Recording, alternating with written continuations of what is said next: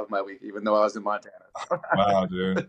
Yeah, I'm not gonna lie. The first time you asked, like the first time you reached out, I forgot what I said, but I went back and read it, and I was like, "Bro, no." Regardless of what the answer was, the only reason I didn't do it was because I didn't know you. That's Like that, and that's not, and that's probably not the smartest thing to do. But I don't know. I feel like I don't have a lot of interviews out there. And I think I'm also kind of weary as like, fuck, dude, am I gonna say some shit that's gonna like potentially get me canceled? yeah, And they're gonna yeah, upload. especially yeah. But no, I don't give a fuck. Like, who cares?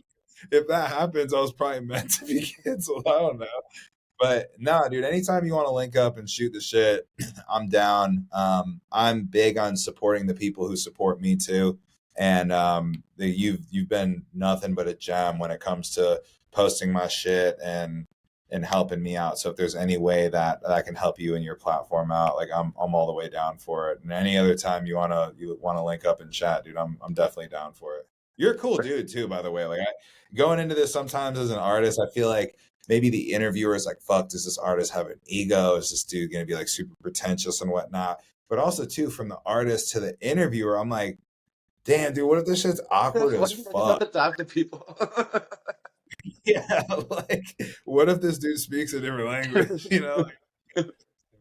No, I've had a fun time, man. You're a cool dude. Yeah. I gotta ask, why the mask? So I'm like, you got a second one? Because I might throw that shit out.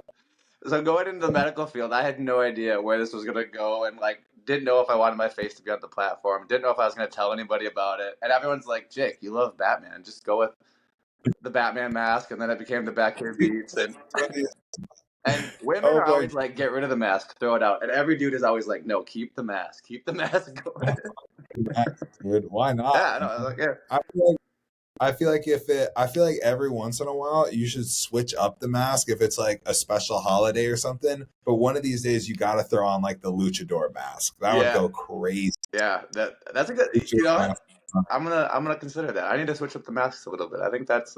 You know, we're like on like Halloween, like maybe bust out some crazy shit or something like that. But yeah, I can. I'll if you want, if there's like anyone that I've worked with that you want to talk to as well, just like hit me up, and I'm sure they'd be down to chat too. Like Drew, Apollo, all those are those guys are some characters. Yeah, so I mean, sure I'd those love to. Whoever is interested, yeah, just let them know, and I'll gladly do an interview with anyone. Yeah, I got you, man. Those two are characters. Yeah, they're funny guys. Apollo goes hard. Yeah. I love the Hot Streak. I had listened to songs off the Hot Streak, but then when I went through like the whole catalog, I like somehow missed how hard WD-40 was, and I was like, dude, this is such a good gym song. Yeah, that's my cousin's on that. Yeah. Yeah, my second cousin who's on that song. I actually met him for the first time when I performed at Georgia Tech like last month. Or no, like 2 months ago or something like that. But he lives in Atlanta and I got to meet him for the first time, so that was pretty funny. He's a nut, dude.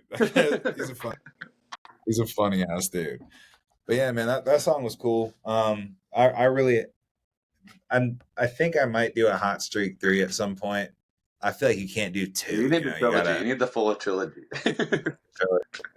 But yeah, I mean, my buddy Galaxy helped.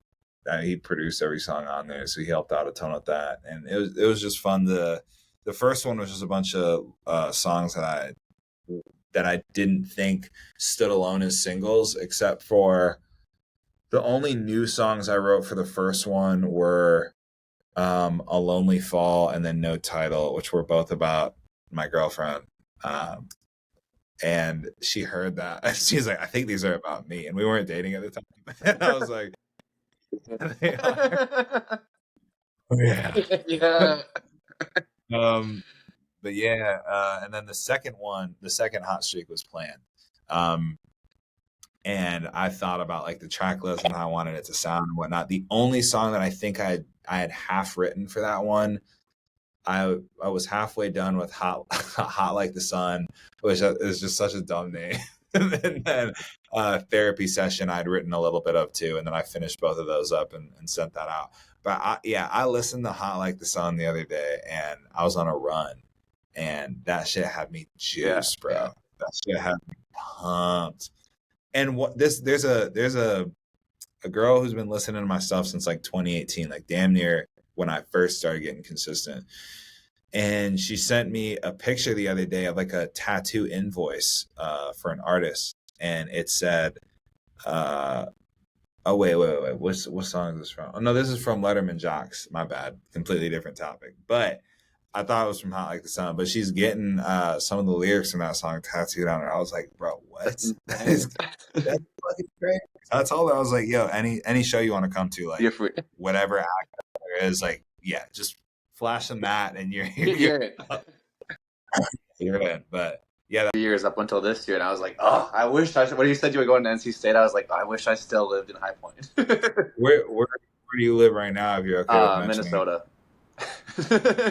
Oh, sure. Yeah, sure. Oh, yeah. Oh, sure. Damn, what are you doing in Minnesota? Hopefully, just a short period of time hanging out here, working, building some bread, and then getting out again. Cause what are you doing? Just hanging. Just really. Just love the Vikings. Just love the Vikings. Hate feeling my fingers in my toes. I just.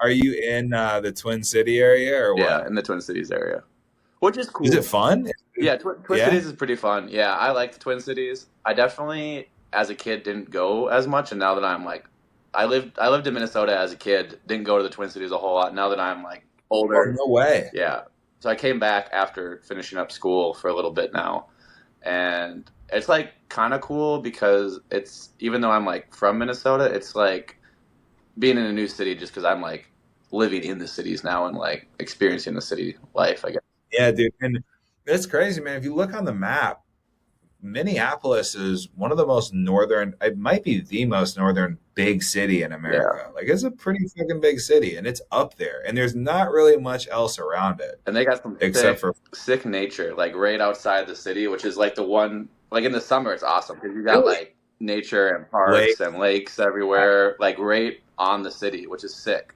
But then it gets cold and you hate it. Yeah. Going to school in Michigan, I feel that. I like the cold, but if you like the cold or like the heat, if it's an extreme of either or, for a prolonged period of time, it's never fun. It's not like, fuck yes, dude, another 110-degree day here in Arizona. Like, I can't do that shit. I need like I don't know. I like the more temperate weather climates. Like Tennessee's cool because, except for the summer, I mean, it gets fucking humid as hell. But the once you pass those couple months, I mean, the other day it was like 57 degrees, and today it was 70 degrees. So pretty moderate. It's getting to that really, really solid part of the year for weather. Yeah. But damn, shout out Minnesota. Yeah, shout out Minnesota. Big shout out. Well, where do you want to end up after? I don't know. I love the idea of just doing travel therapy and just spending 13 weeks in the state, exploring, seeing it, and then on to the next. I think you just get to take in so much that way, and you like appreciate where you're at so much more when you know it's like this time capsule of time, and then you're like, all right, I got all I can out of it, and on to the next. You have a very good head on your shoulders. It's a very nice worldly way to think, and I wish more people thought like that. There's people who've lived in the same city their whole lives and haven't, they don't know what's 5 blocks away from them because they've just never gone over there. I walk a lot. I walk as much as I can. Like if it's a nice day like today, I probably went out and walked for like 5.5 miles. And I took a new route through Vanderbilt's campus today, and I just saw some different shit. Like nothing where I'm like, yo, this is life changing. But I just saw some different cool architecture. They were building some building down there. I watched them for a little bit on some creeper stuff.